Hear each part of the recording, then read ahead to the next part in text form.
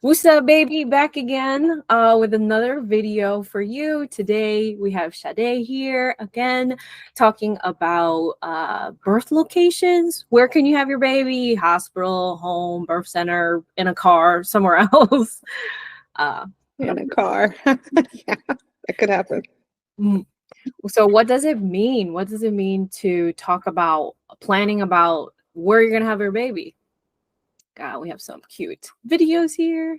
There is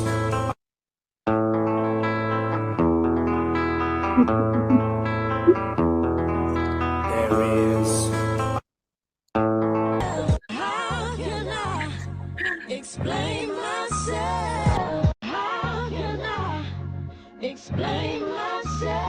I love these.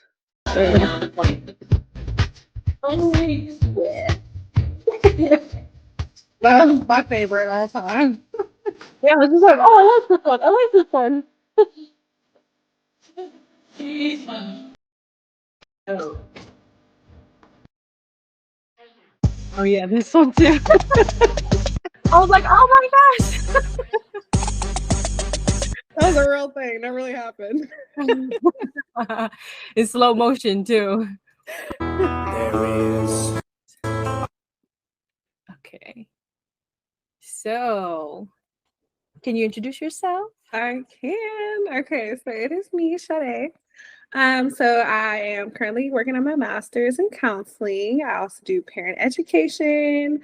I have been a breastfeeding mom for 20 months and a lactation counselor. I am a mom of soon to be 2 under 3, and I'm also do mom life coaching. Yeah, amazing. Thank you so much. All of your roles, and then knowing that you're a doula, I can already tell if you could be a doula, and you'll be all those things to Yes, the I'm moms. in all the walks of the motherhood life. Hi everyone, my name is Terry Wong. I organize these videos for parents and for families to learn more about all the different things that they may want to know during this special time period, and no one's telling you, so we're going to tell you here. We're going to talk about the hard things and the basic things that you could do to prepare, and then just remember that we're advocates, we're sharing information, but just remember that your personal situation is unique, and we want you to customize your care, your planning to tailor your own specific needs for your pregnancy and your family. Yes. As doulas, we want to help our families be more prepared, right? In all the time that we spend with them, we're trying to give them more information, give them an idea of what it's going to be like when the time comes, so that you can feel more prepared. Yeah, and I love that message actually. That's like super, super important because I feel like we're always preparing for like or thinking like, well, what if something goes wrong or what if? And it's like, no, let's think about like the positives and like what's gonna go right for us. So I like that. For sure. We have so many things to help families prepare for. And in each video, I hope that if it relates to you, you should watch it, right? Today we're talking about 6 questions that you might be thinking about when you're choosing your birth location. This is like the first thing you're going to have to choose. If you do it in any other order, you're doing it wrong, because you're going to have to start all over again if you decide to not give birth in a hospital. Basically, there's a lot of work there you need to do. So let's go through these questions to see if it helps you pin down where you might want to have your baby. And choosing a birth location is actually like it's one of the I feel like one of the main things like a lot of moms don't really like take too much time to think about, because like unless like if you're having a home birth, it's obvious, right? Like I'm giving birth at home. But when moms choose a hospital or birthing center, it's like there's so much research that should be done. You don't have to choose the hospital just because it's 5 minutes down the road from your house, or, you know, like it's in, like, just choose the hospital or a location or a birth center that like makes sense for you, not just because it's there and it's available. But I mean, obviously it's like that's kind of hard, right? Because you're like, why would I go to a hospital 30 minutes away versus 5 minutes away? But hey, like if it's going to make your difference in your birth experience, you definitely want to do your research and consider the location that's going to have the things that you want it to have, because all hospitals are different. Some are going to have, like, if you want to like do a water birth in a hospital, some hospitals have that option available whilst others don't. So it's definitely something you want to think about. Yeah, because if you're reading these books and it's saying all these different types of resources that they have, and then you think, oh, all us hospitals have it, or all labor and delivery sections should have it, and then you show up and they're like, what are you talking about? Like, what birth ball? Or you didn't bring it yourself? Like, what is that? No. Exactly. Any little thing it might be, you want, this is like a trip, right? You're having a special occasion here. You can, if it makes you feel better, to go visit it ahead so that you're not showing up the first time like, which way do we turn, or which door do we use, you know? Little things like that too. If you have options to go see them and check them out, talk to the staff, see if you get any good vibes or negative vibes, anything to pay attention to. Each person's location is different, so it will vary on what options you have. And in America, about 80% of the births are rural, right? Like not city. You might be an hour or two away from a hospital, so the planning is different if you need to travel so far. Right. And then you want to think about if you're going to travel an hour this way, if you're going to travel an hour that way. So definitely do not skip out on like researching that. And then just thinking about like also too, before you choose a birth location, think about the type of birth you have, because not all birth locations are going to be able to support your birth wishes. So that's definitely something to think about ahead of time before you sign up to choose Like a VBAC or right.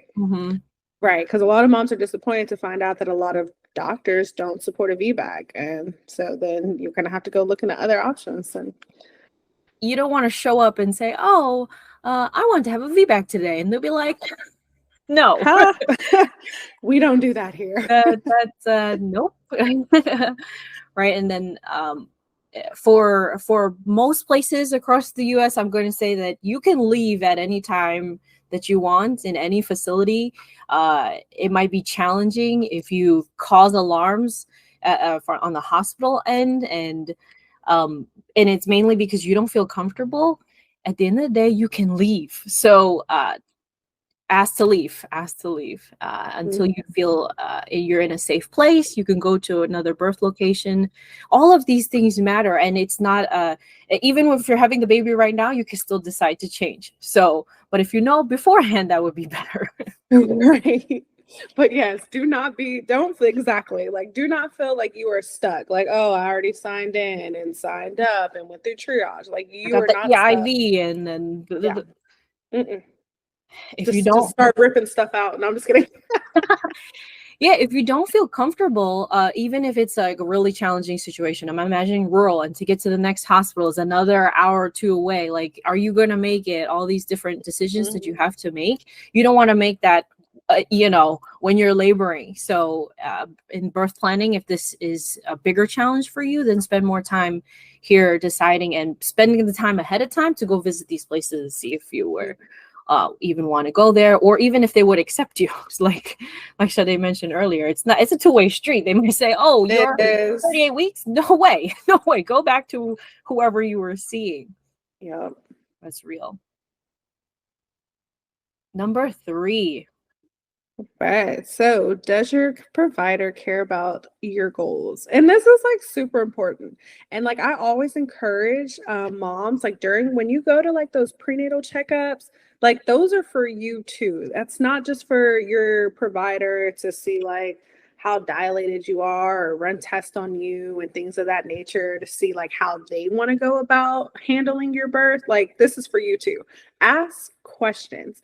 If you have like an idea in your mind of how you want to give birth, communicate that to your provider and let them know, like, hey, this is what I'm thinking. Like, I think I want to labor at home for a while and then come here. Like, what can that look like? How can I go about that? When is the best time to call you? Like, have communications throughout your prenatal appointments with your provider. Yeah, beforehand. Don't wait until the last few weeks when you're seeing them every week for them to change it up on you, right? The thing that we have in the birth world called the bait and switch, where the whole time they're like, yeah, you can have a VBAC, you can have a VBAC, maybe, and then no. You might not even sense it. They might not give you any indication that they're going to say no once you turn 38 weeks or something like that, or your blood pressure is high one day. At any excuse a provider can have, they will decline you because that's their job. They want it to be the most safe for you, so they're going to push all these different preventative measures, and you're going to have to decide if this is a continuing good relationship moving forward. Legit.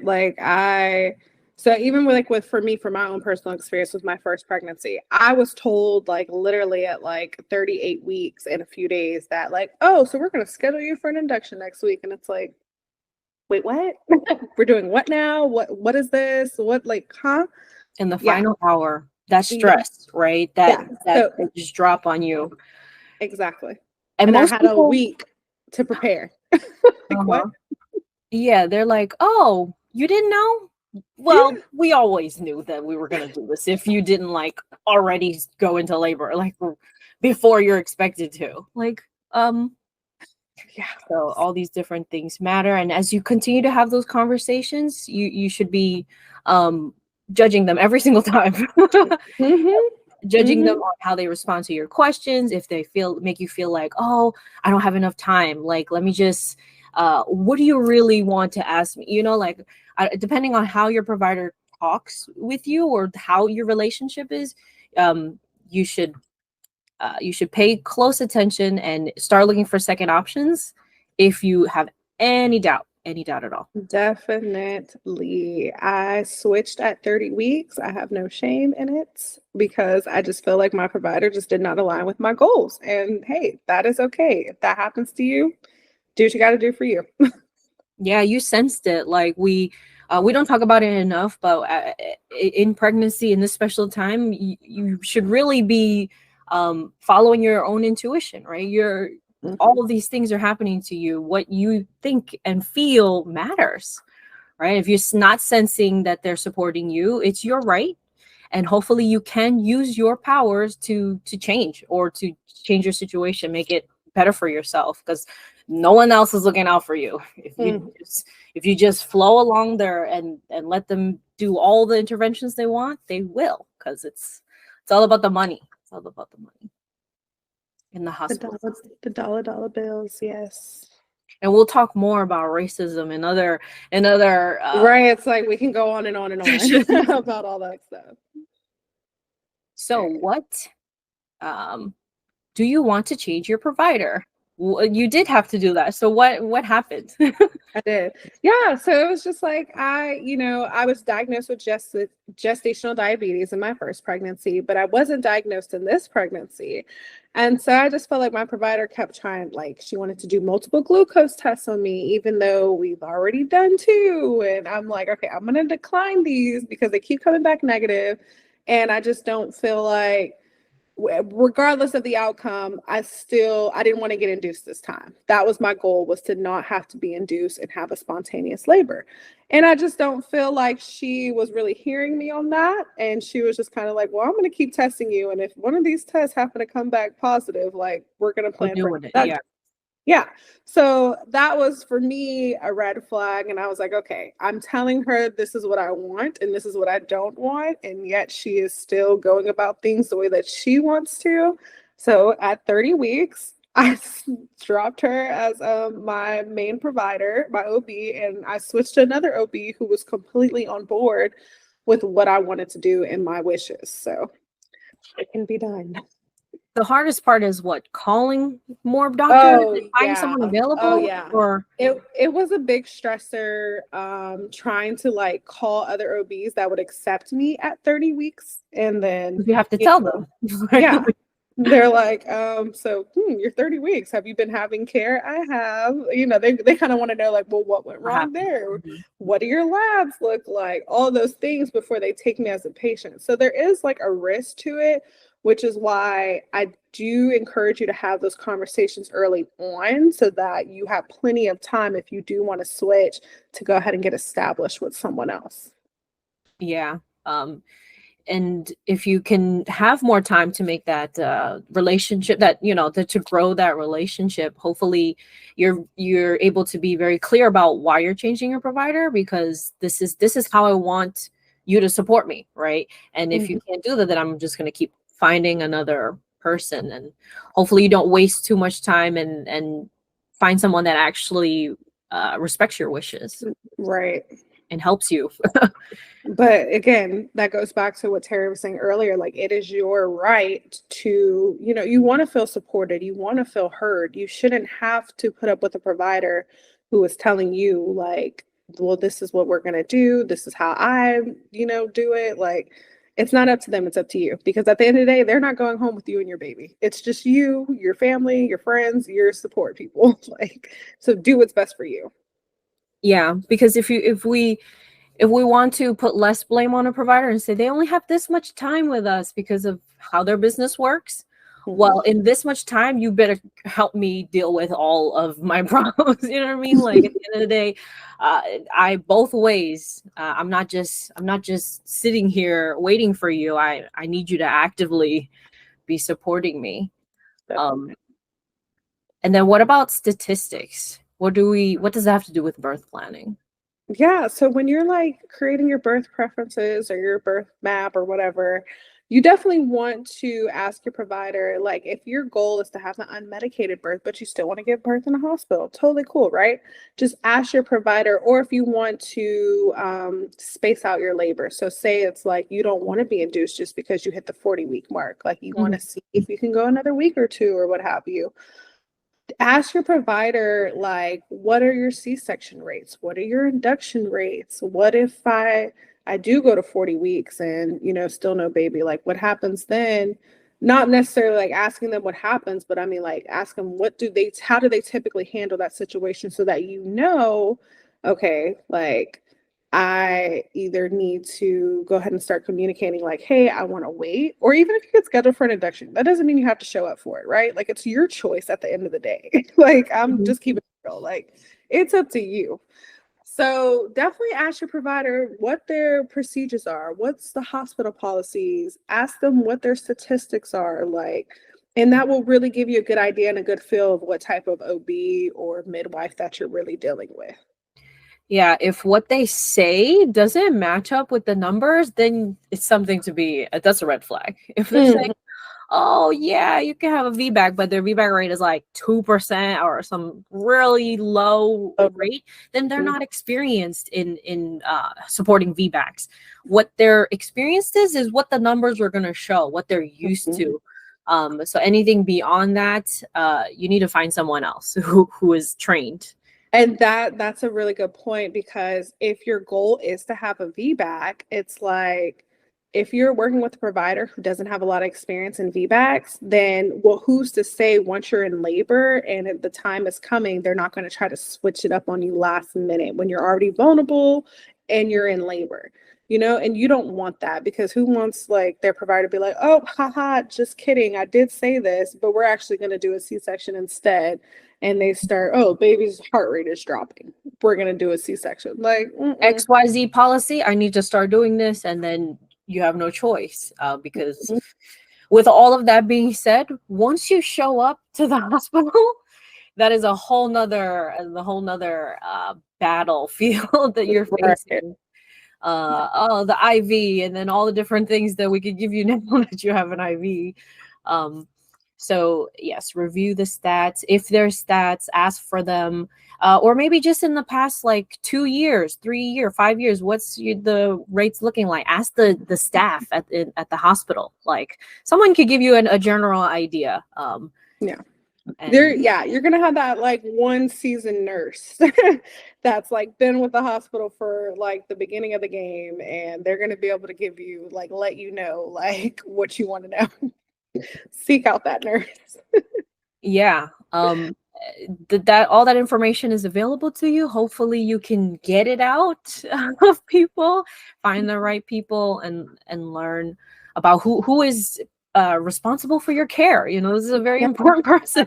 And even like do a search on the doctor, you know, like read reviews, see what other clients are saying about them, and like kind of really just get a feel of like how they operate, because that's going to tell you a lot too. Yeah, I'm very surprised when people are like, "What do you mean I should look for a different doctor?" I'm like, "This is like a store, right? You Yeah. can choose any doctor that you like. They should be trying hard to get you to want to be with them, not just, oh, you this is the closest person, so I'll Mhm. just choose you, or you're my insurance assigned you to me, so that's why I've been going to you for all my life, you know?" Exactly. If you want Exactly. to change, this is the time to change, and to be like, my body is changing. I really care about all these things now, so let me find someone for sure. Yeah. So yeah, so like if you like creating like a birth plan or just writing down what your preferences for birth are, it really like helps you kind of prepare for the unknown. But I cannot stress enough, like a birth plan is not always enough. Like when you're making your birth plan, don't just write down like, oh, like I don't want this, I don't want that. Like really think about what your goals for birth are, what your desires are, like what you want for yourself during birth, and let your voice be heard and demand you know, like your voice to be heard, and that your staff, your birth team is listening to you. Yeah, there's and it could apply in so many different ways, like positions that you want to birth in, right? Mhm. Just having anything written down or any of your likes and dislikes in there, people who are there at the moment, if they are on your team, they will be referencing this to see how to support you. So if you're in a state of you're having a baby, you don't want to have to teach people how to help you, right? That's how I like to explain it to people. This is the blueprint. Right. So go here if I feel like I need help. Yeah, and share, you know, share your plans with your doctor ahead of time. Communicate that to your nurses when they come in. Let them know, print out a copy or something, let them know where they can find it in the room. Because, too, like when you're in the hospital, depending on how long your labor is, you're going to have different nurses, like a shift change maybe. So it's like you don't want to have to like go through the list with every single person that comes in a room. You might be having a contraction during a shift Mm, change, or and that way, you know, your preferences are all laid out. They've got your blueprint. They know what you want. They know what you don't want. Like it's all there. So there's no excuses. If that one nurse walks in the room asking you if you want an epidural 3, 4 times, and you've already said, don't mm, ask me that.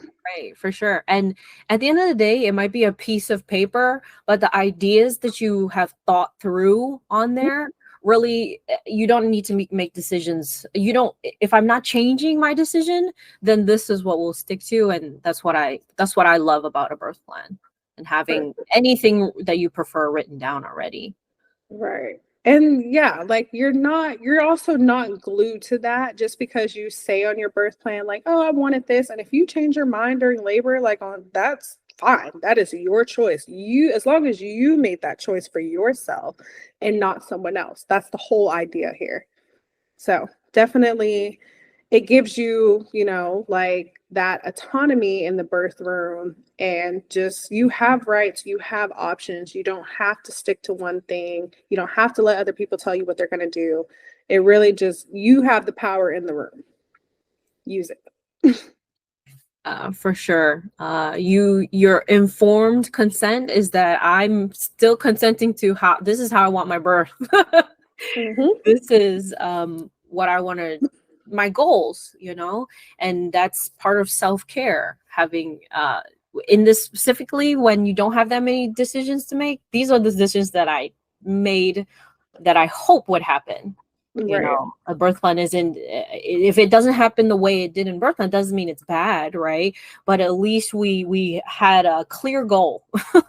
No, for sure. And I'm really glad you brought up like informed consent, because that's a huge deal, especially if you are having a hospital birth, because sometimes like your provider might come in the room and they might want to do an intervention and they don't explain it to you. They don't even ask you. They just start doing stuff. And that's not, no, no, no, no, no. That is not what birth is about. Like everything that is being done to you needs to be explained. They need to ask you first before they do anything. So informed consent is a huge deal when you're giving birth. Yeah, don't let them use medical terms or standard policies to make you feel like, oh, you have to be here and get this shot if you're in the hospital at this time. Like, wait, what is this? Is it in my birth plan already? Like, is this something new, right? Because there can be new stuff brought in. Ask the questions. Particular since if you're in the hospital and they're about to try to give you a medicine or try to inject you with something, if you're awake, please, like, wait a moment, what is this again? What are we doing? That's very okay. And hopefully as doulas, because we're not medical service providers, we could just help to ask a question, say, can you remind us what is this for again? Little things like that here and there that your partner can ask too. This is a medical system that you're involved in, and this is like my favorite and most hated topic. Because it's very real. The cascade of interventions, the induction, the pitocin, the all everything. The breaking of waters and membranes, all that stuff. Oh yeah, It's a checklist. Once you get into the hospital, they're gonna try to do many things for you if you're not giving birth right now. Like they want to shorten that time as much as possible. So that's how we end up joining in this hospital system and not knowing that all these things are going to be done to me, because if they give me this medicine, then they need to give me this medicine for anti-diarrhea, this for anti-whatever, anti-this. Wait. it like never stops. Like one intervention leads to another intervention. So that's what I all like, me and Terry like to stress to our clients, because it's like, you don't have to, sometimes if your labor is not progressing on someone's timeline, you don't have to do anything. Like labor can take days, it can take hours. Let your body do its thing and take its time. That's fine. That there's nothing wrong with you. There's nothing wrong with your baby. Your body knows what it needs to do when it needs to do it.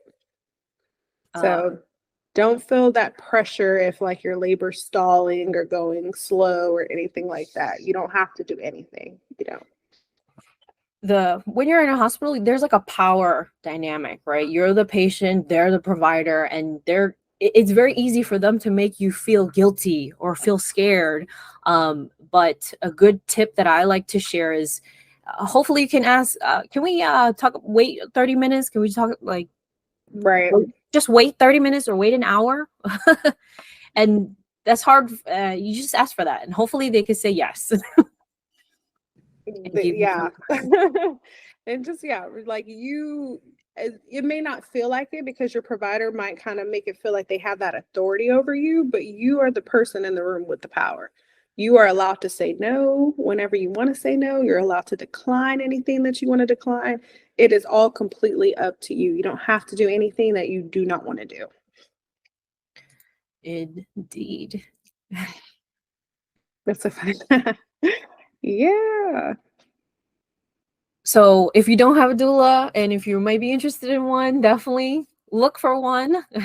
Ask around. It's super, it's so helpful. Like even if you're like a mom of 5, like having a doula and just having someone who can really like advocate for you, educate you, and help explain things is like just invaluable. It really is. For sure. Someone specifically there to help you during this special time, and it's we mentioned it in other times. We want you to enjoy the experience mostly, right? As a doula, as a support person, as a friend. Hopefully you're not like stressing about everything. And a doula definitely helps you to like get your ducks in order, to feel confident, just to have someone hold your hand, whatever it may be, however you like to be helped. Find the person that can help you. Oh, sure. Again, we always talk about going with the flow. Birth is unpredictable. We can try our best to be most prepared or what's most likely to happen. But at the end of the day, even throughout your pregnancy, hopefully you can try to go with the flow.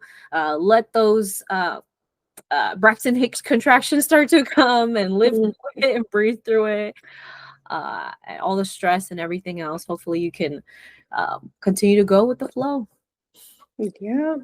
And then just no matter how much you prepare, Just really educate yourself on childbirth, how it works, what the stages of labor are. That way you also have a better idea of how things work. So if like you are faced with a challenge, you have a pretty good idea of how to handle it and go forward. And that's also where a doula really comes in hand to like help you get over that next hump, that next challenge, and kind of like help you feel grounded throughout the whole thing. So Yeah. Doulas are like little boot camps. We're gonna here to like give you as much as we can, and then hopefully you'll have a better experience like these families here, that you help them through their birth experiences and how birth work is it's in your life. Once you start doing this work, it's revolved around everything. Also, you know, you're about to have your next baby, which is amazing. There's so much to share.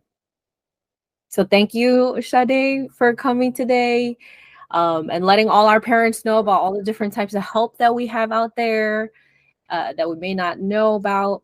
You want to tell us about this freebie? Absolutely. Yeah. So this freebie is like a birth without fear guide. I love this because it really helps moms, especially like first time moms, really kind of like get the idea of like where to even start to like creating their birth plan or preparing themselves for birth. And a lot of moms, like when you're about to give birth, like you have anxiety, you're going to have some fears that come up. Like that's only natural, right? And so it's like this guide really helps like give you a good layout of what you can do to overcome those fears and really like so when the day comes, like you feel confident, you feel prepared, you're knowledgeable, you feel like you have the tools that you need to like go in and like have an amazing birth experience, no matter what the outcome is. Even if you have an induction or a C-section, you feel good about it because it was your decision, it was your choice, you know? So it's a great guide. Go and download it. For sure. I love the title. It's exactly what a lot of people are looking for. They do not want to have these fears, and feeling more prepared going through the guide will definitely help people feel like they're moving right along, right? They're on track, because there's so many things to keep track of once you start this journey, all the appointments, all the milestones, all the different apps and how your baby's growing. There's so much to learn. We both have resources that we're going to link down here. Check those out. We're also on Instagram, right? Sade is the breastfeeding doula, and I am a Wusa doula. So thank you so much for watching this video. We hope you enjoyed it. Yeah, see you next time. Bye. Did you change your shirt? Mm-mm. Oh, okay. I'm like, should I change my